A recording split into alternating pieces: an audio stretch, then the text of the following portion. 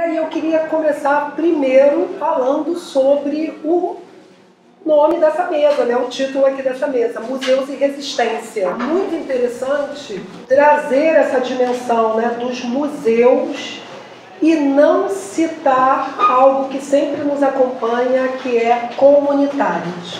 Museus comunitários ou museus, não sei, né, do território. Nós somos museu, né? Somos museu. Geralmente, quando a gente coloca o museu como um museu comunitário, pode parecer para algumas pessoas que é um museu que não é bem um museu.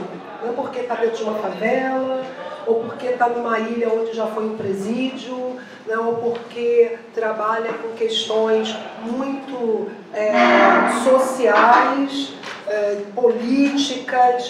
E aí, na verdade, um museu, que é museu, é o que a gente entende tradicionalmente. Então, a gente diria, tem um museu tradicional e tem um museu comunitário.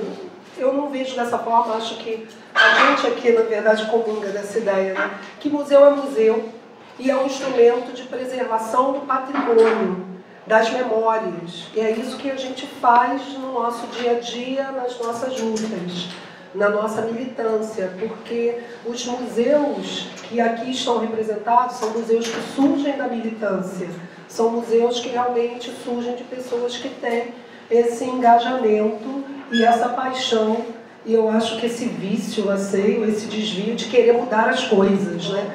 Eu vi uma notícia da disputa aí do Bolsonaro de trazer a Fórmula 1 de volta para o Rio de Janeiro.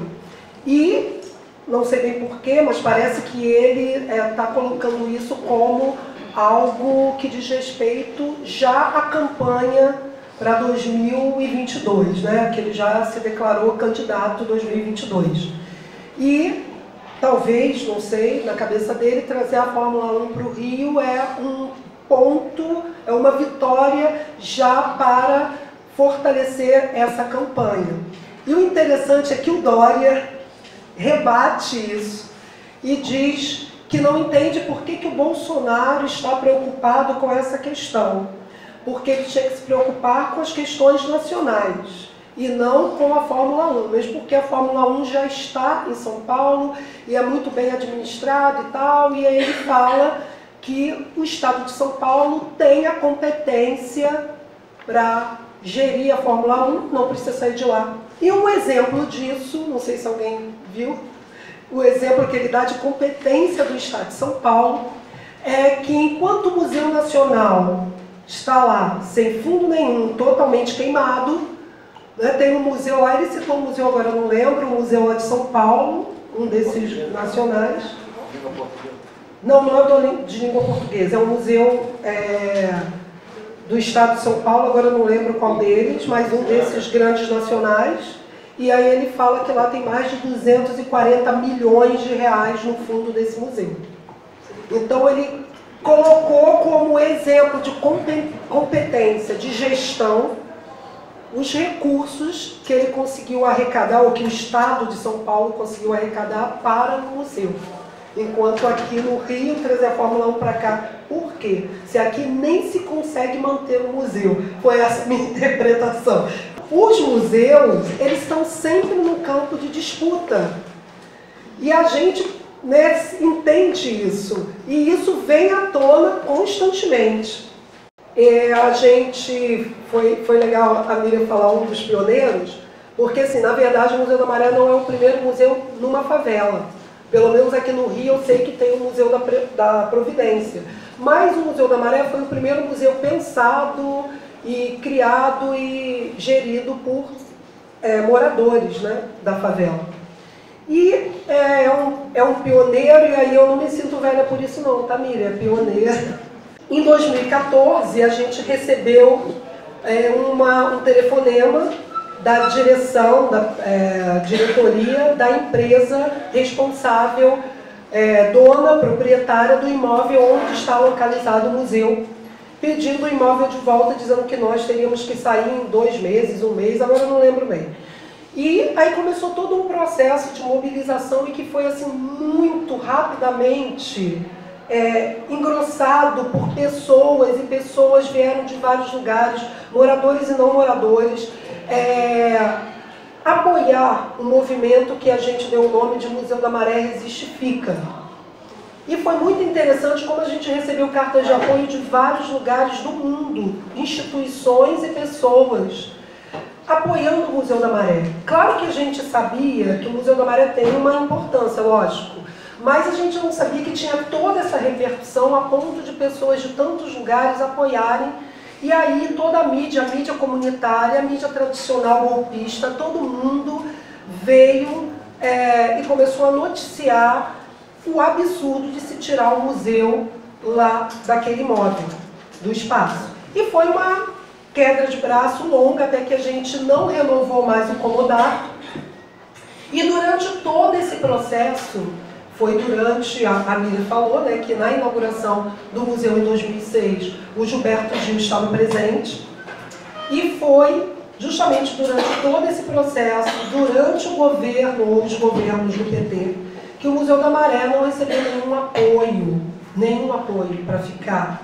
Apesar do Museu da Maré ter sido usado imensamente como vitrine para a museologia social no Brasil, para receber o encontro do ICOM, o museu foi usado, e ninguém perguntou para a gente se podia, mas o museu foi colocado no vídeo, né, como um exemplo de museologia social para a cidade que estava se apresentando como candidata a receber esse encontro, que foi, se eu não me engano, em 2014 ou 2013, agosto de 2013. Também o IBRAM, Instituto Brasileiro de Museus, criou um programa que eu coordenava, inclusive, porque eu fui convidada a participar do IBRAM, mas era muito interessante a contradição, né? Porque eu coordenava um programa que era Pontos de Memória, que era um programa nacional, e que tinha, na formulação do programa, como inspiração a experiência do Museu da Maré.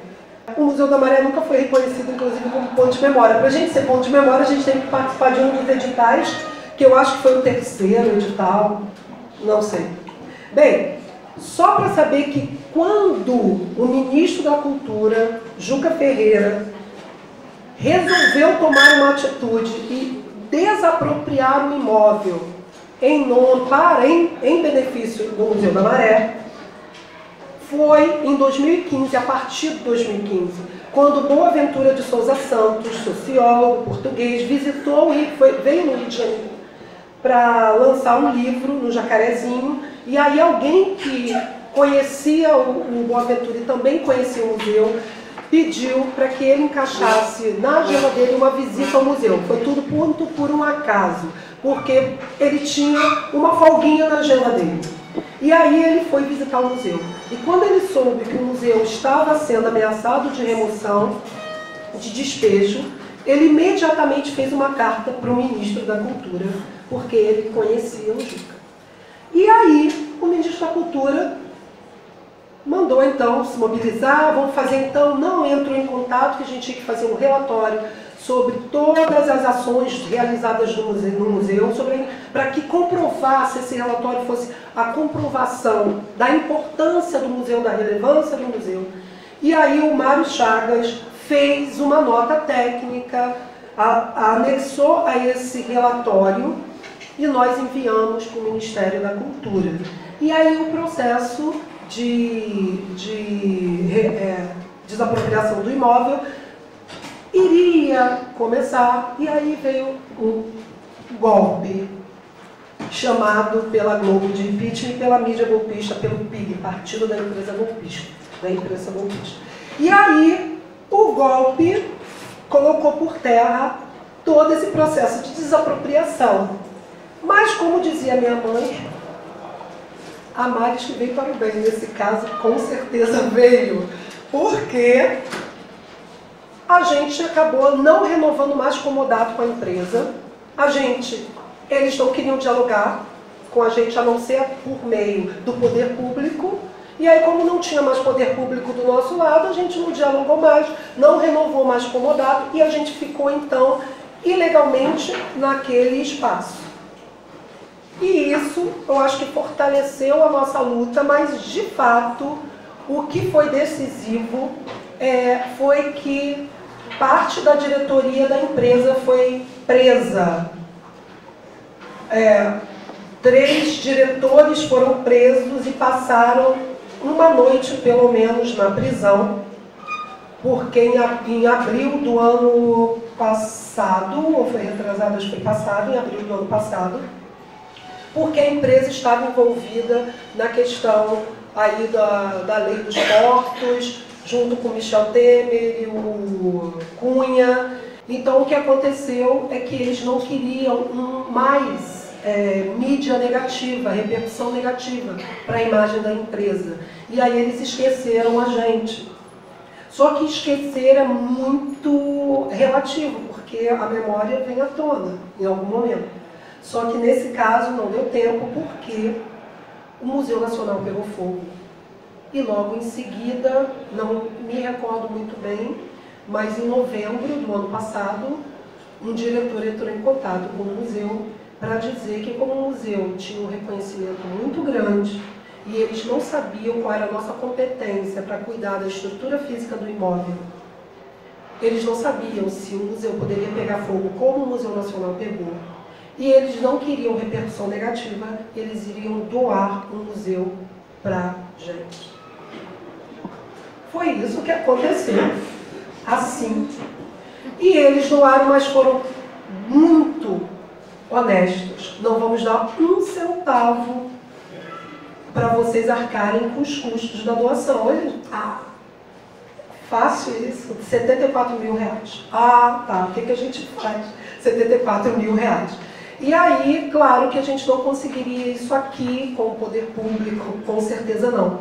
Mas, por nossa sorte, aí isso tem a ver, e aí já entrando na minha trajetória, essa ligação com esse espaço da Maré, quando, durante muitos anos da nossa vida, eu, Carlinhos, Luiz, Silvinha e outras pessoas que são fundadoras do espaço do SEASM e do museu, a gente, a Marilene também, a gente militou na Pastoral de Juventude na época que a Pastoral de Juventude discutia muito teologia da libertação, e toda a nossa formação foi pautada pela teologia da libertação. E por conta disso a gente criou vários espaços de militância fora da igreja. E por conta disso também, quando a gente foi expulso da igreja, porque a teologia falava, olha, tem que construir o reino dos céus, tem que construir o reino dos céus, tem que ir lá na militância, tem que ir no partido político, na associação de moradores, no sindicato. E a gente foi. Só que quando a gente foi, é uma relação, um movimento dialético. A gente vai e volta, e quando a gente volta com questionamentos. E aí a gente vai com questionamentos e volta com questionamentos, e aí, olha só, aqui não há mais espaço para vocês. Muitos amigos ficaram, e bispos, amigos conhecidos, e a gente entrou em contato e disse que a gente queria a ajuda, e aí eles indicaram a Advent, mas a Advent é uma instituição que só financia projetos, é uma instituição alemã que só financia projetos dentro da Igreja Católica. Mas como o bispo era nosso amigo, o bispo foi e assinou a carta recomendando então o valor, e esse valor que tinha era de 60 mil reais. Como nada é por acaso, o pessoal da Advent indicou outra instituição alemã, a Misério. Essa sim trabalha com coletivos, instituições no sul global, que militam na área de direitos humanos. E aí, essa instituição deu 14 mil reais para completar, né, o valor de todo o trâmite legal para poder, né, a gente conseguir a doação do museu, e ainda mais 200 mil reais para a gente poder investir na parte de segurança, já que a empresa tinha dito que o museu podia pegar fogo. Então, a gente conseguiu esse recurso, e agora a gente está no momento, né, de atualizar a exposição, de ver essa parte elétrica, e coincidentemente ou não, em maio, quando o museu fez 13 anos, foi justamente quando a gente conseguiu a escritura. E aí a gente tornou público para todo mundo, o museu é nosso, finalmente. Então a escritura já está pronta, está em nossa posse agora, é nossa. E aí a gente está feliz.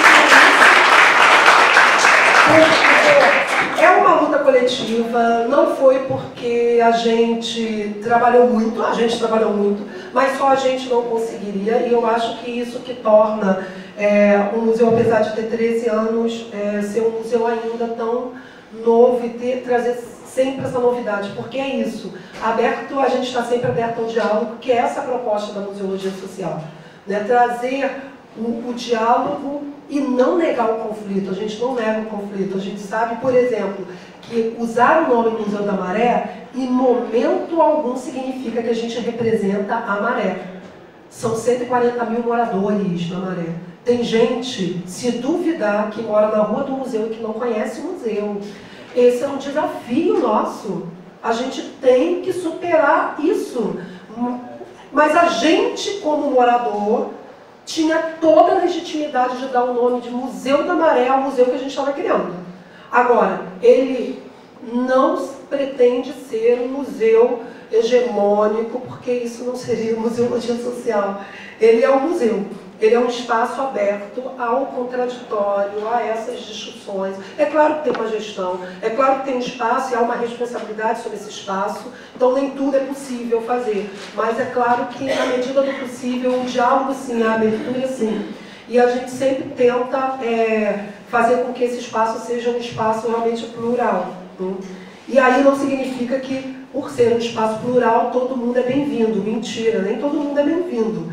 Então tem pessoas com grupos e coletivos que não são a nossa praia. E aí a gente não pode dizer, vamos, porque aqui é um espaço plural. Não venha, né? Por exemplo, um candidato, eu nem lembro o nome do candidato não, um parlamentar do PSL disse que tinha uma emenda parlamentar para oferecer para o Museu da Maré. Uma emenda grande, gorda, a gente disse não.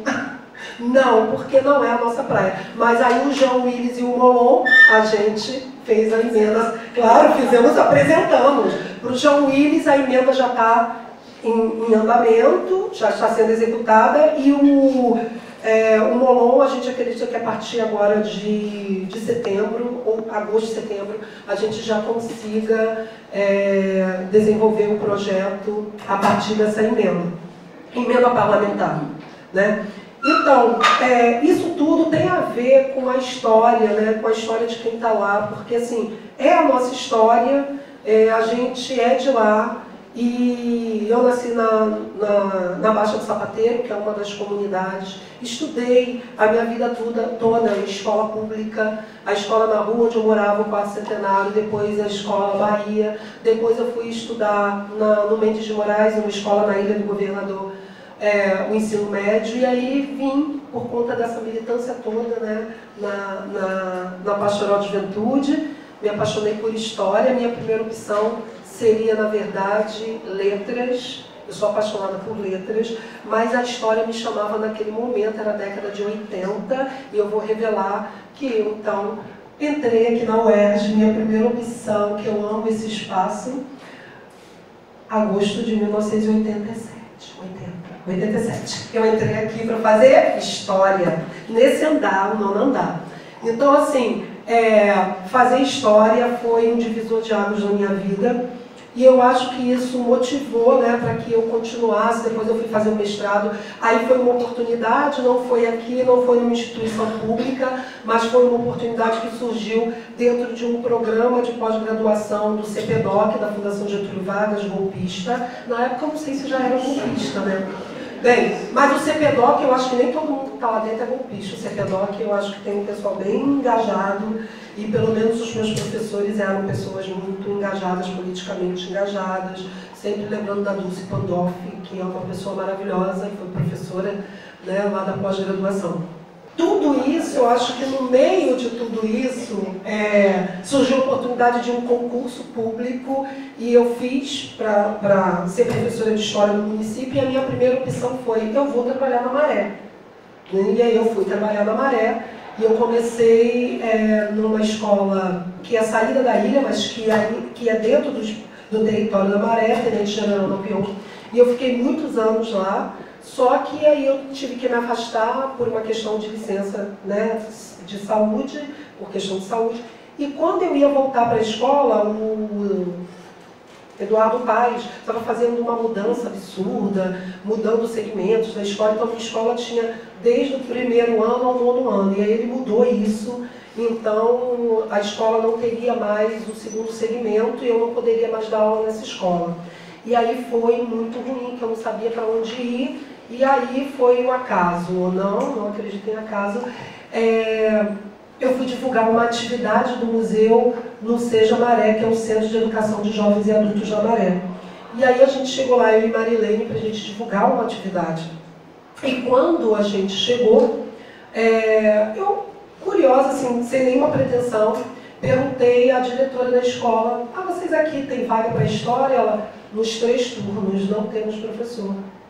Aí eu, olha só, minha licença está acabando, eu posso vir para cá? Ela, claro! E hoje eu estou no paraíso, porque é assim, uma experiência maravilhosa dar aula para educação de jovens, na EJA, Educação de Jovens e Adultos. Nunca tinha trabalhado assim, e está sendo uma experiência incrível. O SEJA fica praticamente de frente para o museu, e somos parceiros antes mesmo de dar aula lá. E é uma construção muito interessante, é um espaço muito interessante, onde eu vejo que é possível, né, a gente construir projetos, né, e por isso que a educação é tão perseguida, e por isso que a educação de jovens e adultos muito discriminada e marginalizada. Mas essa minha trajetória de ser da Maré, de ter uma formação num espaço a circular pela Maré toda, porque Nossa Senhora dos Navegantes na época era a única paróquia que tinha na Maré, e aí as capelas ficavam em várias comunidades, e a gente falava comunidade por conta da igreja. Então era no Parque União, na Nova Holanda, no Parque Maré, tinha a capelinha lá no Timbal, tinha a capela na comunidade nova que estava sendo criada naquele momento, que era a Vila do João. E a gente circulava pela Maré inteira, então isso fez com que a gente tivesse uma visão de Maré como, apesar de todas as diferenças, claro, que existem naquele lugar, a multiplicidade que existe naquele lugar, apesar disso, a gente via a Maré como um todo, e a importância de ter essa visão também do todo para poder transformar o espaço. Então, quando a gente criou o SEASM em 97, em agosto de 97, agora a gente vai fazer 22 anos, o SEASM é o Centro de Estudos e Ações Solidárias da Maré. A nossa ideia era essa, né? Transformar a partir do local, mas sempre numa perspectiva mais ampla. E aí a gente trabalhando sempre com memória, porque a gente tinha um projeto de memória, que era a Rede Memória da Maré. E a partir da Rede Memória a gente criou o museu em 2006, também com essa perspectiva de que era importante e fundamental ter um espaço de memória dentro da favela. E quando a gente estava criando o museu, algumas pessoas disseram, pessoas de fora, por que vocês não criam um centro cultural? Por que tem que ser museu? Por que não pode ser um memorial? Não, é museu. É museu. Naquele momento e só naquele momento, tá? A gente usava museu como uma forma de afrontar, sabe? Quer dizer só, a gente também tem museu na favela, tá? Não é só vocês aí na Zona Sul, não. Depois isso caiu por terra, porque o museu se colocou e se impôs pra gente de uma forma tão potente que a gente não tinha mais controle sobre ele, porque ele foi criado dentro de um espaço que era do SEASM, nesse imóvel, né, que a empresa fez o comodato com o SEASM, ele foi criado dentro de um espaço que já existia, que era a Casa de Cultura da Maré, que foi fundada em 2003 pelo SEASM. E o museu nasceu em 2006 como um projeto ali dentro da Casa de Cultura. E de repente, sem a gente se dar conta, o museu ele devorou tudo, e tudo passou a ser museu. Ninguém mais falava, eu vou para a Casa de Cultura. Todo mundo falava, eu vou para o museu. E o museu se impôs como algo muito maior do que simplesmente uma disputa entre quem pode ter ou quem não pode ter museu. O museu se colocou como um instrumento de transformação, é isso que eu sou, um instrumento de diálogo, né, de pontes, né, e não simplesmente disputa. A disputa está aí. Claro, a gente não vai negar, mas o museu é essa ponte de diálogo, é essa ponte, sim, é esse instrumento em que a gente pode se colocar diante do outro de igual para igual e compartilhar os nossos patrimônios. Isso vai ser fácil? Não. Em alguns momentos vão dizer, não, olha, quem manda aqui é a gente, porque a gente tem a pena que a princesa Isabel usou para assinar a lei. Ela foi roubada, a pena? Sumiu, não sei. Não sei, a pena ainda existe, porque tanta coisa no Brasil é roubada como patrimônio. Mas assim, vocês não têm. Não, a gente não tem não. A gente tem o pente quente, a gente tem a telha que a dona Usina fazia nas coxas, a gente tem a lamparina que o seu Zé doou, a gente tem lá a máquina de costura manual que o seu Atanásio doou. Então a gente tem objetos. E os objetos, nesse sentido, eles são importantes não porque eles são um fim em si mesmos, mas porque eles são, dentro do museu, aquelas peças que a gente pode estabelecer diálogo e acionar memórias. Por isso, uma das ações que o museu realiza, que tem uma potência muito grande, são os chás de memórias, onde a gente troca experiências, pessoas de diversas idades, porque não são só idosos, são pessoas de muitas idades diferentes, que vão e tocam. O objeto não é sacralizado. As pessoas, elas pegam os objetos, as pessoas seguram e elas dizem o que o objeto tem a ver com a vida delas, que memórias aquele objeto que a pessoa está segurando naquele momento traz à tona. Então, há um momento de muita partilha ali, inclusive de pessoas que não são da Maré, porque já aconteceu de algumas edições aí do Chá de Memória, a gente tem pessoas que não eram da Maré e que também entraram na roda e que também compartilharam com os objetos que estavam ali. Então, esse espaço, né, que é disputa, mas que principalmente é diálogo, e que a gente precisa utilizar, né, e utilizar bem, sempre, como mais um fronte de resistência, de luta, que principalmente agora, né, a gente está precisando cada vez mais para combater esse fascismo que se instaura não de fora para dentro. É bom a gente lembrar que o fascismo ele só tem lugar porque, de certa forma, aliás, porque com certeza ele está disseminado na sociedade. Porque jamais o Bolsonaro teria sido eleito se as pessoas de alguma forma não concordassem com o que ele fala. Então o fascismo não é o Bolsonaro que está impondo, nem é os Estados Unidos, nem são os Estados Unidos nem Trump. Né? É algo que está aqui, latente, está presente na nossa sociedade, por isso que o Bolsonaro foi eleito. E o museu, eu acho que é um espaço privilegiado de combate ao fascismo. Então é isso, obrigada, gente.